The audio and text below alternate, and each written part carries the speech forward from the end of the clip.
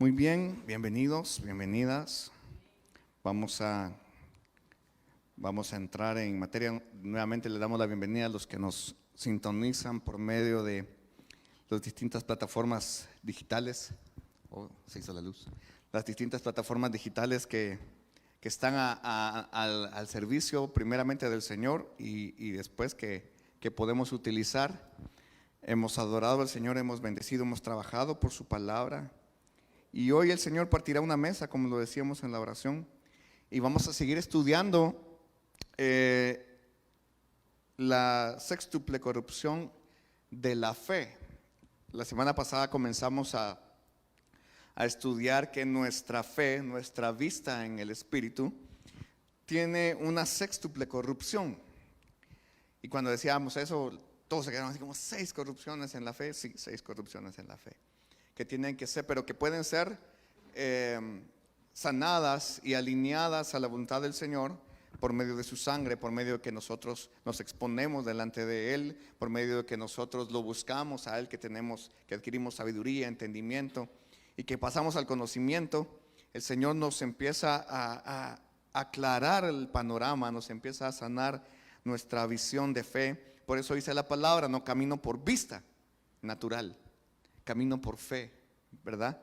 Entonces, ya entrando en materia, vamos a recitar con voz fuerte 2 de Timoteo capítulo 3 versos 16 y 17, que dice que toda escritura es inspirada divinamente y es útil para enseñarme, para redarguirme, para corregirme y para instituirme en justicia, a fin de que todo hombre de Dios sea perfecto, enteramente preparado para toda buena obra. Amén, amén. La semana pasada vimos que la fe corrupta, esa es la primera área de corrupción de nuestra fe, que la fe corrupta confía en la criatura no santa. O sea, ¿qué quiere decir? Que en lugar de poner nuestra fe, nuestra mirada, nuestra confianza en el Creador, ponemos la mirada en la criatura. Y lo primero que vamos a tener como consecuencia de poner nuestra mirada en la criatura es que nos vamos a decepcionar. Eso es lo primero que va a pasar. Siempre que nosotros ponemos una confianza en la criatura, que ponemos la vista en una criatura, nos vamos a decepcionar. Y vimos como ejemplo de esa confianza la diferencia que hubo entre el rey Ezequías y su padre. Dice que el padre del rey Ezequías adoró ídolos paganos, hizo altares en lugares altos, hizo un montón de cosas que Dios aborrece. Pero que cuando él murió, subió al trono su hijo Ezequías, y su hijo lo que hizo fue quitar todo eso, quitar la idolatría.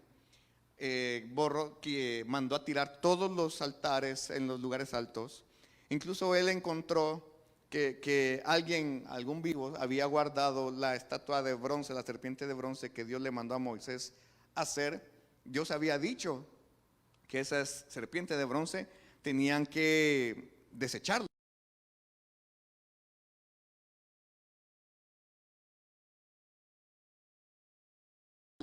por un propósito, pero después que la desecharan, algún vivo la guardó y le estaban rindiendo culto a esa serpiente.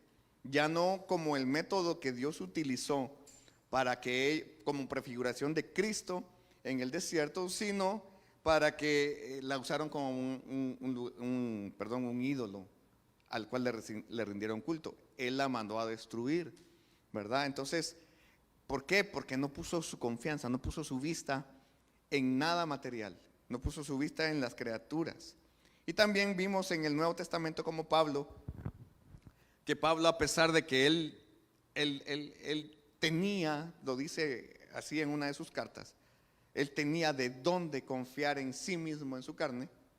Dice que él todo lo tomó por basura con tal del conocimiento de Cristo, que él no confiaba en sí mismo, a pesar de ser, dice él, fariseo de fariseos, en cuanto a la ley, irreprensible, y empieza a dar una lista de todos sus atributos. Pero él dice: no quiero confiar en esto, quiero ponerme en Jesucristo, ¿sí? Nuevamente, eso está en el material grabado de la semana pasada. Hoy vamos a comenzar a ver, vamos a avanzar lo que podamos hoy.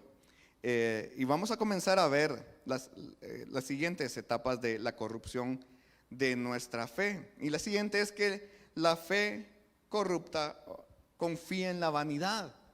¿Sí? La fe corrupta confía en la vanidad. Y vamos a comenzar a ir a la palabra de Dios. Vamos a ir al libro de Job, capítulo 15. Job, capítulo 15, verso 31. Y dice así: no confíe el iluso en la vanidad, porque ella será su recompensa. Mire, el que confía en la vanidad, en la carne, en la criatura, se engaña a sí mismo. O sea, la recompensa dice, nuestra fe nos hará cosechar de la fuente que confiamos. Si nosotros confiamos en la vanidad, ¿de qué vamos a recibir cosecha? De vanidad. O sea, nosotros la semana pasada decíamos que todos los hombres tienen fe. A cada persona, a cada ser humano le fue dada una medida de fe como don, ¿sí? Ahora, que todos tengamos fe no quiere decir que todos confiemos en Dios. Todos confiamos en algo, pero no todos confiamos en Dios. Todos creemos en algo, pero no todos creemos en Dios. Y algunos depositan su confianza, su mirada, ponen su mirada, su ojo de fe en la vanidad. Y si confiamos en la vanidad, vamos a recibir cosecha de vanidad. Pero si por otro lado nuestro ojo de fe está puesto en Dios, cosecharemos de Él. Esto es bien sencillo, ¿verdad? Donde pongamos nuestra confianza, vamos a recibir cosecha, vamos a recibir recompensa. Isaías 59:4. Hoy vamos a usar bastante Biblia.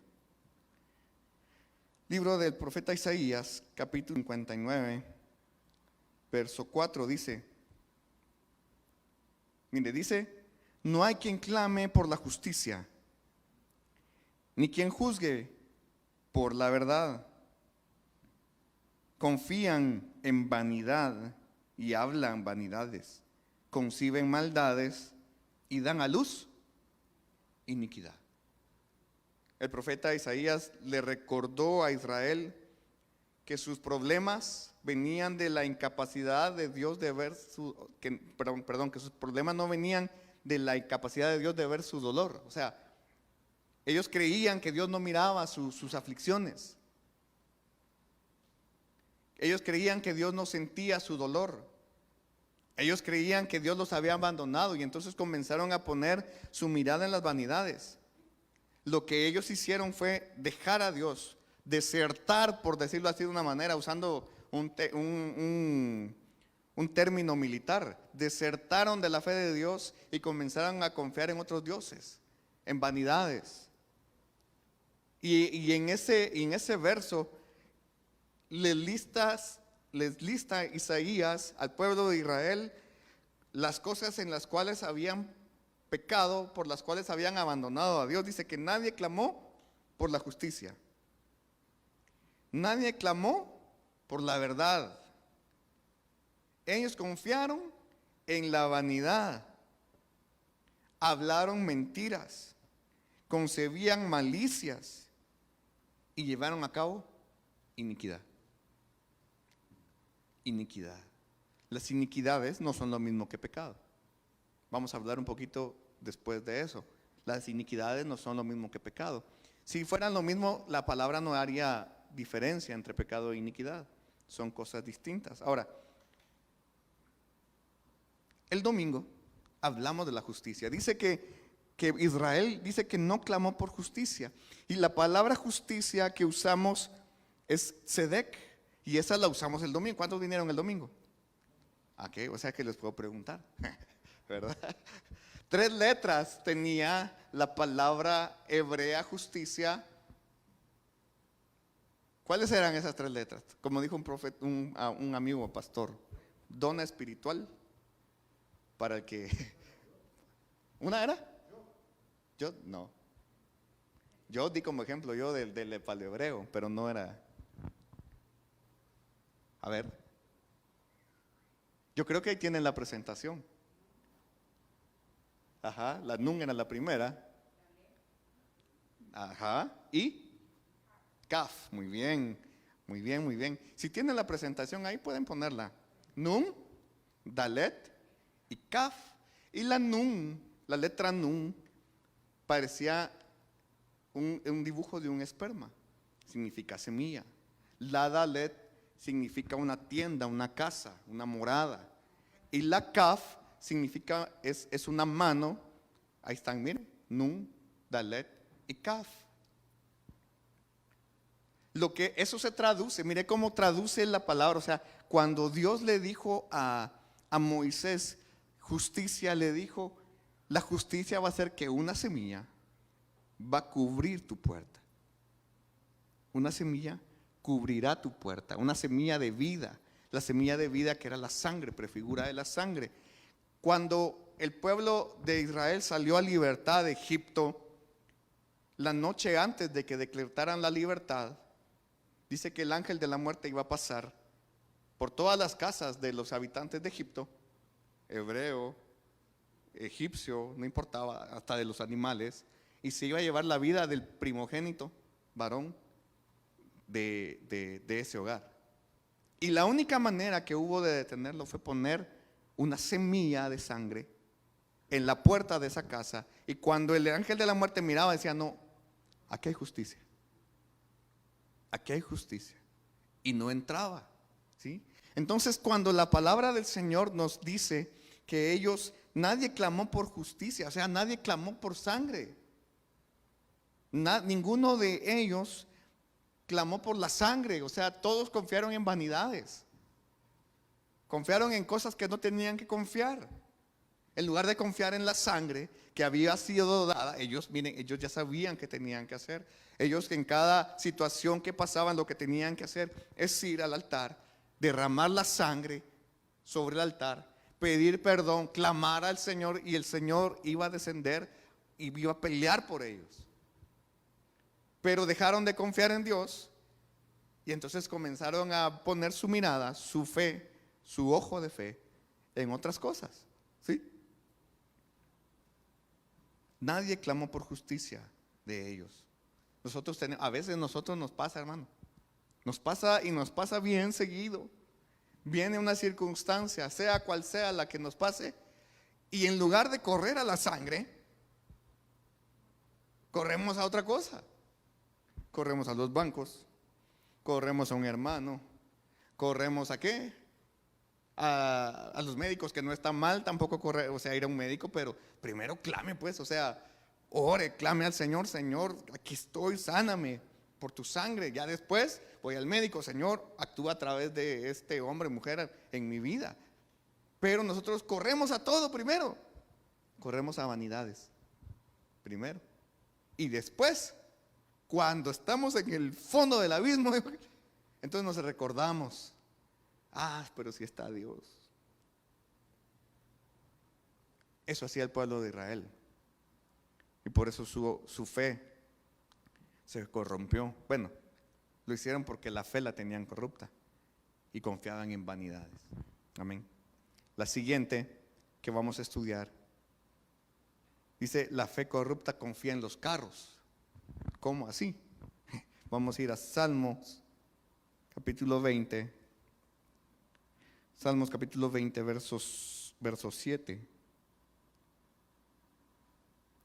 20, verso 7. Dice así: estos confían en carros y aquellos en caballos, mas nosotros del nombre de Jehová nuestro Dios tendremos memoria.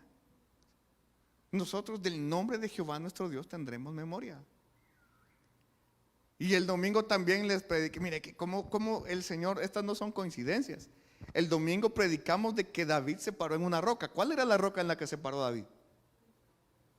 ¿Más fuerte? El nombre. Le dijo a Goliat, tú vienes a mí con espada, con lanza, con jabalina, pero yo voy a ti en el nombre de Jehová de los ejércitos, a quien tú has provocado. ¿Verdad?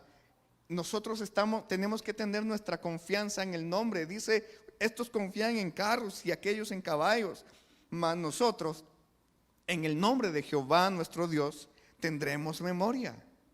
Mira aquí cómo están encontrados dos sentidos del ser, en distintos seres, pero hay dos sentidos. Dice, estos confían, o sea, tienen su mirada espiritual en caballos y en carros. Pero nosotros tenemos nuestra memoria. La memoria, ¿qué sentido es? Allá está el Chepe, dice. La memoria es el oído del alma. O sea, nosotros tenemos memoria. En nuestra alma, nosotros sabemos que Jehová ha hecho algo. Y dijimos que la memoria, vamos a regresar unos cuantos meses al sentido de la memoria. ¿Por qué se produce memoria en nosotros? Esto ya lo tienen que saber. ¿Por qué hay memoria en nosotros? Allá atrás, calladitos. ¿Por? No. La memoria se produce por algo. Sí, pero se produce por... Sí, la memoria es el oído del alma, pero no se produce por eso. ¿Por qué tenemos memoria? ¿Por? La gratitud. No. Tampoco. La reverencia es el oído del espíritu. La memoria se produce en base a experiencias. ¿Sí? En base a una experiencia. Si usted tiene una experiencia, va a tener una memoria. Y este ejemplo lo dio el pastor Pedro. Le preguntó a las mujeres, ¿usted se recuerda cuando tuvo a sus hijos? ¿Por qué? Ya por los dos. O sea, esa experiencia le aseguro que a ninguna mujer se le va a olvidar, ¿verdad? Es una experiencia. Le crea experiencias. Toda la memoria que tenemos es en base a experiencias. Entonces ellos dijeron, bueno, nosotros tenemos memoria de Jehová. ¿Por qué? Porque habían tenido experiencias que Jehová había actuado en ellos. Los otros confiaban en carros y en caballos. Ahora, David proclamó que algunas personas confiaban en las obras de las criaturas representadas por los carros. Y algunos confiaban en el poder. Mire, unas confiaban en las obras de las criaturas y otros confiaban en el poder de la criatura representado por los caballos. Pero la confianza de David estaba en el nombre de Jehová. El nombre de Jehová. Mire, David vivió en un tiempo de gracia tan tremendo, porque para el pueblo de Israel era prohibido mencionar el nombre de Jehová. Prohibido. Por eso es que ellos tienen tantos, ¿cómo se le llama esos? Nombres, pero no son nombres, son atributos con los cuales se dirigen a Dios. El Eterno,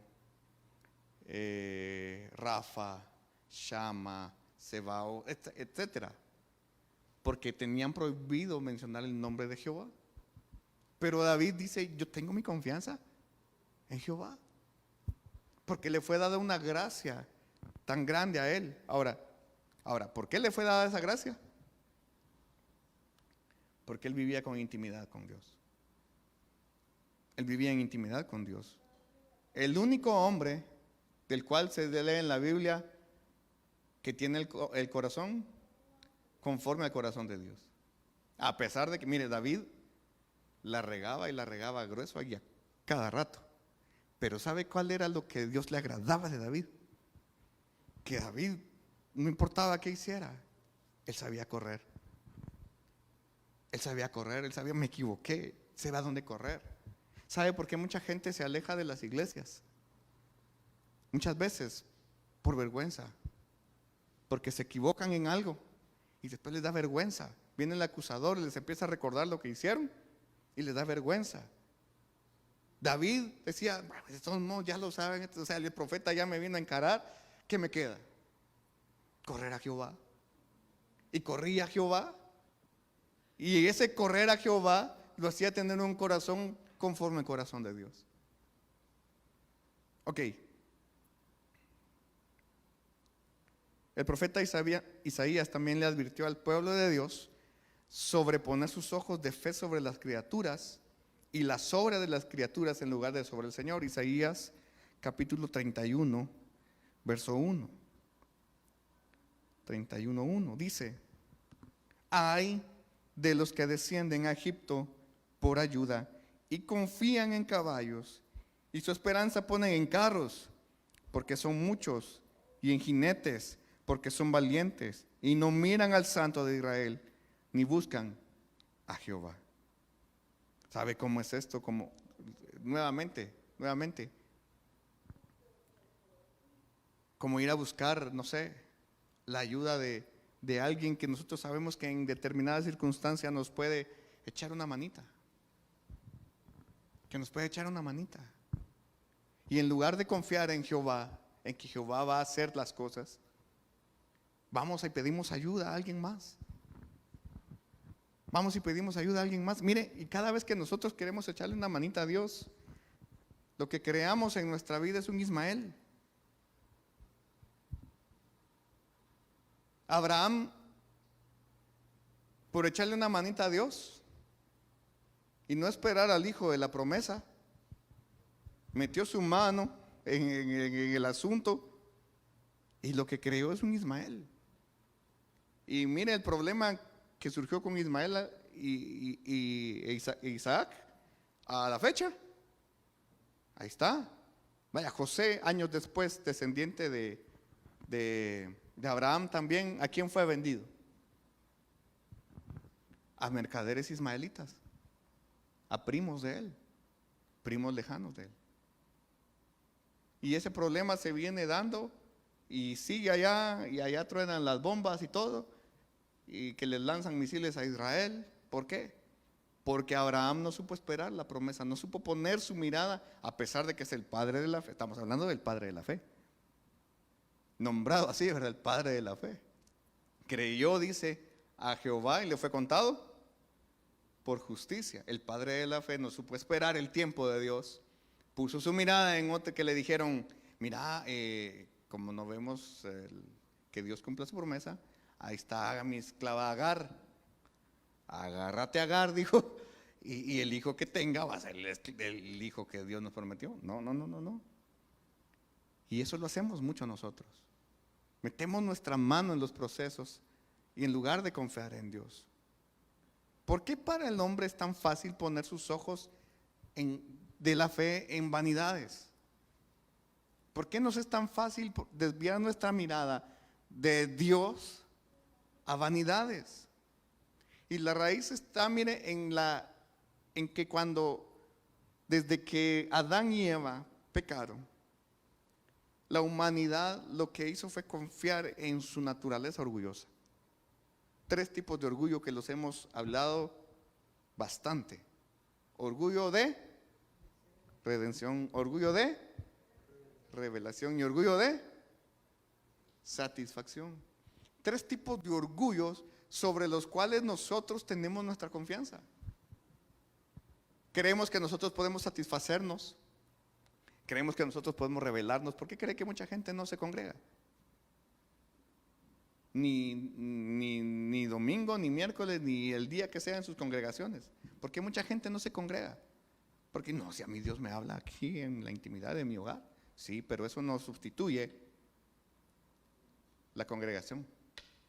Y la congregación no sustituye lo del hogar. Parece un poquito contradictorio, ¿no? Pero lo que usted hace en el altar familiar de su casa no sustituye jamás lo que el Señor le va a dar en la congregación. Y la congregación no va a recibir lo que Dios le da en la intimidad de su hogar cuando usted hace un altar familiar. Así de sencillo. Las 2 cosas son importantes. Pero tenemos puesto nuestro ojo de fe en nuestra naturaleza orgullosa. Nuestro ojo de fe natural está enfermo en su percepción de la verdadera realidad espiritual. Mire, por eso, cuando usted lee el pasaje del hijo pródigo, ¿sabe qué está pasando ahí? Que el hijo pródigo, en su enfermedad de fe, puesta en vanidades, creyó que él y las riquezas que iba a recibir como herencia iban a tener una mejor vida que lo que su padre le podía dar. Igual nos pasa a muchos, o nos pasó a muchos. Creemos nosotros que nosotros podemos suplir nuestra vida o tener nuestra vida de una mejor manera que la que Dios puede darnos. Cuán equivocados estamos. Estamos equivocadísimos.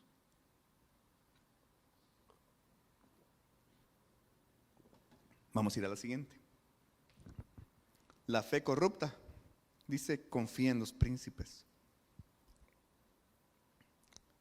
Salmo 146, 3. Salmos 146, verso 3. Mire, Dios le advirtió al pueblo de Dios que no confiara en ninguna criatura, no importa si esta fuera alta o baja. Dice, no confíes en los príncipes. Escuche, aquí hay dos clases de personas en esta cita. No confíes en los príncipes ni en hijo de hombre, porque no hay en él salvación. No confiemos, mire, por ejemplo, el faraón ejercía gran poder. El faraón tenía el control del pueblo de Egipto, del Alto y del Bajo Egipto y de muchas tierras más allá de Egipto. Era conocido como el imperio, ¿sí?, egipcio. Muchas naciones estaban bajo la soberanía del faraón porque habían sido conquistados por Egipto. Pero todo eso, cuando Dios decidió tratar con Egipto, todo el poder de faraón no le sirvió de nada. Estaba completamente a la disposición de Dios. ¿Cuántas plagas tuvo Egipto? ¿Cuántas? 11 plagas. Y sabe que las primeras 10, cada una de ellas fue a destruir uno de los dioses de Egipto. Cada plaga atacó a una de las deidades de Egipto. Ellos tenían, no recuerdo el nombre de los dioses de Egipto, no me interesa recordarlos. Pero por ejemplo, cuando salieron ranas, ellos tenían un dios que tenía cabeza de rana, que supuestamente los protegía de que las ranas salieran y invadieran sus tierras. Y bueno, plaga de ranas, solo Dios los podía proteger, ¿verdad? ¿Por qué? ¿Por qué? Porque no podemos confiar en los príncipes. Los príncipes son gobernantes, muchas veces en ambientes hasta religiosos o de gobierno. Mire, usted no puede confiar en nadie más que no sea en Dios, en ningún gobierno, ni siquiera en mí. Yo le puedo fallar. Y le aseguro que en alguna ocasión le pude o le podría haber fallado. No confíe en mí, confíe en Jehová. No ponga sus ojos miren, nadie en esta tierra puede sacarnos adelante, solo Jehová. Solo Él. Mire, estamos comenzando un tiempo en el cual todo se va a ir poniendo más difícil, hermano. Son mentiras, ahorita ya de que tal persona nos va a sacar adelante, mentira. Nadie, ningún gobierno, ni de izquierda, ni de derecha, ni de centro, nadie va a sacar a los pueblos de la situación a la que empezó ya. No pueden, nunca van a poder. Solo Jehová. Solo Jehová. Jehová es el único que nos va, mire, la tierra va a estar metida en pobreza, que ya lo está. Pero en la mesa del justo siempre habrá pan. Siempre habrá pan. Todo va a estar escaseando, hermano. La gasolina va a estar carísima. Ahorita no es nada comparado como va a llegar. Pero en la billetera del justo siempre va a haber para que usted se pueda desplazar en su carro. ¿Por qué? Porque nuestra confianza está en Jehová. Porque Jehová es quien lo va a hacer, no nosotros. Ningún pastor, ningún apóstol, ningún sacerdote, nadie nos puede salvar. Solo Jehová, solo Jehová. Nosotros debemos verdaderamente honrar y respetar a nuestros líderes, a los siervos de Dios, a nuestros gobernantes. Debemos honrarlos y respetarlos. Incluso la palabra dice: oren por sus gobernantes. Debemos orar por ellos, pero no debemos poner nuestra confianza en ellos, en nadie, en ninguno de ellos. Nuestro ojo de fe, nuestro sentido de la vista, en nuestro espíritu. Cuando confiamos en Dios, podemos respetar a nuestros gobernantes por la posición que tienen, sabiendo que Dios los puso ahí, pero que de Él viene la autoridad. Toda autoridad delegada en la tierra viene, la palabra dice, de Dios. Y entonces nosotros debemos respetarlos, pero no ponemos nuestra confianza en ellos. No ponemos, nuestra autoridad espiritual, hablando de Siloé, más alta, es el pastor Juan Carlos, pero nosotros no ponemos nuestra confianza en él. No la ponemos en él, la ponemos en Dios únicamente. Dios es quien ha suplido para esta casa siempre y siempre lo hará. Amén. La fe corrupta confía en la violencia y la iniquidad.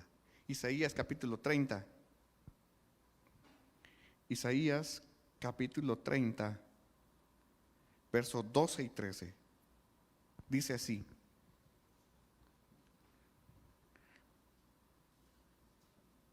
por tanto, el Santo de Israel dice así: porque desechasteis esta palabra y confiasteis en violencia y en iniquidad, y en ello os habéis apoyado, por tanto os será este pecado como grieta que amenaza ruina, extendiéndose en una pared elevada, cuya caída viene súbita y repentinamente. Mire qué tremendo esto. O sea, cuando nosotros confiamos en la violencia y en la iniquidad, lo que vamos a hacer es que estamos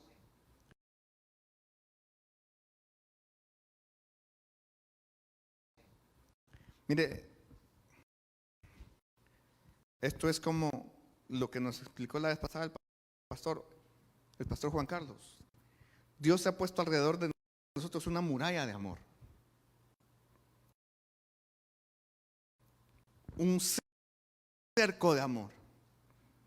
Y cada vez que nosotros tenemos un temor, porque el temor verdaderamente es eso, es poner nuestra confianza en vanidades, en los caballos, y ahorita estamos hablando de violencia y de iniquidad, ¿sí? Pero cada vez que nosotros desviamos nuestro amor y lo alejamos de ese cerco, lo que hacemos es como ametrallar, decía él, ese cerco y abrirle hoyos, grietas, que dice esta palabra. Y esa pared en algún momento se va a derrumbar. No porque el amor de Dios se acabe, sino porque nosotros estamos prácticamente quitando la pared. Y entonces estamos dejando a expensas nuestros hogares, nuestras familias, porque confiamos en otras cosas en lugar de confiar en Dios. Por eso dice la palabra: al que a portilla vallado, ¿qué dice después? Le morderá la serpiente. ¿Qué es aportillar un vallado? Tenemos un vallado y le abrimos una puerta, pues, una forma de pasarlo. Quiere decir eso que si nosotros al vallado que Dios ha puesto alrededor de nosotros le abrimos una ventanita, por ahí puede entrar la serpiente.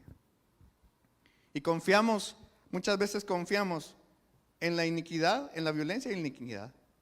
Y hay iglesias, por ejemplo, que van a tener al pueblo de Dios bajo violencia. Tiene al pueblo de Dios a la fuerza. Y esa no es la manera correcta de hacerlo. Y la iniquidad, mire, iniquidad significa, les dije que íbamos a hablar de eso y ya llegamos al momento. iniquidad significa lo que está torcido. Eso significa iniquidad. No es pecado, es iniquidad. Ahora, la mejor explicación que yo he escuchado y que es acopio para explicarla, porque es de verdad la mejor explicación que yo he escuchado. ¿Cuántos han visto las Olimpiadas alguna vez? ¿Han visto las carreras de relevo? 400 metros de relevo, ¿sí? Y ha visto que esas carreras hay una estafeta. No sé cómo se llama verdaderamente, pero es un bastón, ¿sí? Que lleva el que sale y cuando termina su recorrido, se lo da al que sigue, ¿sí? Y así. Ok. Imagínense que la iniquidad es esa estafeta.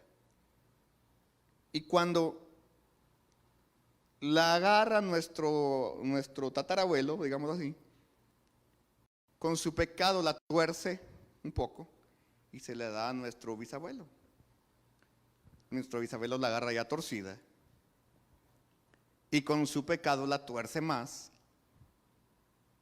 y se le da a nuestro abuelo. Nuestro abuelo la agarra ya más torcida. Con su pecado la tuerce más aún y se le da a nuestros padres. Y nuestros padres nos dan a nosotros una onda que parece la cola de un chancho, ¿eh? Parece resorte de ¿cómo se llama? De carro, ¿verdad? ¿Cómo se llaman esos? Amortiguadores. Lo que nos dan a nosotros es una onda así torcida. ¿Y cómo hacemos con eso? Bueno, Juan dijo, enderezad, ¿qué? Lo torcido. El Señor vino a enderezar lo torcido, a sanar nuestras iniquidades, para que no confiemos en nuestras iniquidades. Ahora, lo interesante y lo más difícil para sanar una iniquidad es que la iniquidad tenemos que tener revelación de ella. Yo no puedo venir, bueno, puedo hacerlo, pero no tiene ningún sentido hacerlo, venir delante de Dios, orar, presentarme delante de Dios y decirle, Señor, mira, sana mis iniquidades. Y el Señor va a decir, muy bien, ¿cuál? Porque no podemos tratar con las iniquidades de manera general. Tiene que llegar el conocimiento a nuestra vida de que nosotros tenemos en un área de nuestra vida una iniquidad. Y esa iniquidad tiene que ser revelada a la raíz. Cuando es revelada a la raíz, ¿sabe qué pasa? Lo que pasa cuando no está revelada a la raíz, está en tinieblas, está encubierto. Y todo lo que está en tinieblas en nuestra vida, ahí gobierna Satanás, hermano. Tiene que venir la luz del Espíritu Santo, penetrar ahí, y entonces recibimos libertad. Cuando algo viene a luz, ya las tinieblas, vaya, nosotros apagamos todas las luces aquí, reinan las tinieblas. Con una luz que encendamos, se va la tiniebla. Cristo es así. Llega la revelación del Espíritu a un área y se acabó la tiniebla. Ya no puede gobernar, porque conoceremos la verdad y la verdad nos hace libres. Ahora, por ejemplo, piense usted en algo que usted haya trabajado en su vida, que haya querido quitar de su vida, que no entienda en su vida y que no ha podido quitar en su vida. Eso es una iniquidad. Una iniquidad puede ser una herencia también. Por ejemplo, y por lo regular va decayendo más. El abuelo fumaba. Bueno, el tatarabuelo fumaba, nada más. El bisabuelo fumaba y le gustaban los frescos. El abuelo fumaba, le gustaban los frescos y ya se quitaba tirado en la calle. Y así ahora vemos gente drogadicta, porque la iniquidad se va torciendo, por eso le digo, se va torciendo más y más y más. Y la gente no sabe ni siquiera por qué le llaman la atención algunas cosas. Pero es simple y sencillamente porque vienen atados de generaciones atrás. Y el Espíritu, ¿cómo vamos a recibir nosotros, por ejemplo, revelación de algo que hicieron nuestros tatarabuelos? Bueno, sencillo. El Espíritu Santo sabe. Y es que mire, yo no sé si usted se ha puesto a pensar. Pero detrás de Eder, ¿cuántas personas hay detrás de Eder? Para que Eder llegara a vida, ¿cuántas personas hay? 2, su papá y su mamá. ¿Cuántas generaciones dice la palabra del Señor que visita la iniquidad? 4 generaciones, o sea, papá y mamá es una generación. Pero atrás de cada papá hay 4 abuelos, segunda generación. Vamos a hacerlo así porque si no ya no puedo. Después de los 4 abuelos, ¿cuántos hay? 8 bisabuelos, tercera generación, perdón. Y detrás de los bisabuelos, ¿cuántos hay? 16 tatarabuelos. 16, 4 generaciones. ¿Cuántas personas son esas? Vaya a ver los de matemáticos rápidos. Son 32, ¿no? Sí, va, 32.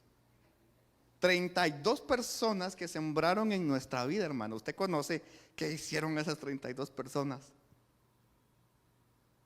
No, yo he querido averiguar, no llego más allá de mi abuela. No puedo averiguar más. Van nuestras siguientes generaciones, tal vez lo tienen un poquito más fácil, ya está todo digital, ya hasta pueden meterse al Facebook de la abuela. Ay, el abuelo se le gustaban las fiestas. Nosotros no. Nosotros no. ¿Cómo vamos a saber entonces si algo pasó en 3 generaciones atrás? El Espíritu Santo sabe. El Espíritu Santo sabe si usted necesita que sus generaciones sean liberadas para quitar una iniquidad de su corazón. Mientras esas iniquidades no sean quitadas, no sean tratadas, vamos a seguir confiando en iniquidades. Inevitablemente. Y tenemos que arrancarlas de nuestro ser. Para que nuestro ojo de fe, mire, esto del ojo de fe, Satanás todo lo copia. Todo lo copia. Satanás, yo se lo he dicho muchas veces, Satanás no puede crear nada. ¿Cuántos fueron a ver la última película de Doctor Strange? Valga la publicidad. ¿Cuántos la fueron a ver? No, yo sí. Ay, es que es tan mala, nada, no me venga con cosas. Yo sí la fui a ver, o sea, no hay problema para mí. Ahora, cuando salimos, hermano, ya le voy a hacer el spoiler, pero de todos modos, si no le gusta. Cuando salimos me empezaron a preguntar, mira, ¿qué onda? Porque al Doctor Strange resulta que le aparece un tercer ojo. Un ojo aquí. Y me empezaron a preguntar mis hijos, ¿y ese ojo qué onda? Mire, el tercer ojo espiritual es una verdad de Dios. Ahora, ¿ellos tuvieron revelación del tercer ojo? Yo conocí del tercer ojo hace mucho tiempo cuando orábamos por liberación. Cuando empezamos a recibir enseñanzas de liberación, el Señor revelaba que había gente con un tercer ojo espiritual, pero era un tercer ojo abierto al mal únicamente. Solo lo usaban para el mal, para buscar el mal. O sea, tenían ese ojo abierto para el mal. Y nosotros orábamos para cerrarles el tercer ojo. Todavía no teníamos la revelación completa. O sea, hacíamos algo bueno, entre paréntesis. Lo que teníamos que pedirle al Señor era que regenerara ese tercer ojo, porque es el ojo de la fe. Es el ojo unificado, el ojo de fe, el que solo ve al Señor, el que nos ayuda a seguir al Cordero por donde quiera que va. ¿Sí? Ese ojo tiene que abrirse en nosotros. Pareciera ciencia ficción, y claro que no nos va a salir un tercer ojo aquí, ¿verdad? Pero espiritualmente vamos a tener un ojo, cual nos va a ayudar a ver al Señor, a seguirlo, a seguir al Cordero por donde quiera que va, a ver la palabra. A ver, mire, cuando usted comienza a tener revelaciones propias. Ahorita mucha gente tiene revelaciones por lo que se le enseña y dice, ¿cómo no lo había visto? Pero va a llegar un momento en el que el tercer ojo se le tiene que abrir, y cuando usted vea en la palabra, la revelación le va a llegar a usted, porque su ojo de fe va a empezar a ser abierto, a ver la palabra, a ver las verdades de la palabra, empezar a cerrar los ojos que tienen abierto a la iniquidad y comenzar a ver al Señor. ¿Cuántos quieren comenzar a ver al Señor? Yo quiero comenzar a verlo solo a Él. Si el Señor me ayuda, vamos a verlo solo a Él.